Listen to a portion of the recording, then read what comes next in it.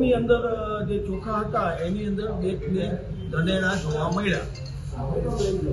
હવે આ છે ને કરિયાણાનો જે માલ બહારથી આવે એ એકચ્યુઅલી સ્ટોરમાં જતો હોય, પછી આ લોકો કિચનની અંદર જ્યારે યુઝમાં લે ત્યારે એ લોકો જોઈને સાફ કરીને પછી યુઝમાં લે, એટલે ઓલરેડી જે અત્યારે માલ બની ગયો છે ને એ કોઈ માલમાં કોઈ જાતનો શંકાસ્પદ કાંઈ છે નહીં।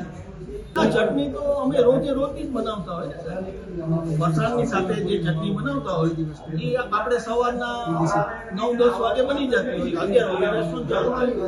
પૂરણપૂરીના માવો છે, પૂરણપૂરી સાહેબ જો કેવું છે અમારે 250 થી 300 350 થાળીની એવરેજ છે, એટલે અમારે 700-800 પૂરણપૂરી જોઈએ રોજની, એટલે અમે એ જ રીતના માલ બનાવતા હોય કે જેટલી થાળી આપણે અમારી એવરેજમાં જે જાતી હોય એટલી જ બનાવતા હોય।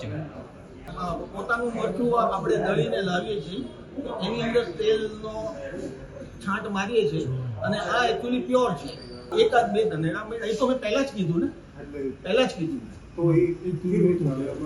હા, એટલે એ તો સ્ટોરમાં હતા ને, કિચનની અંદર નહોતા।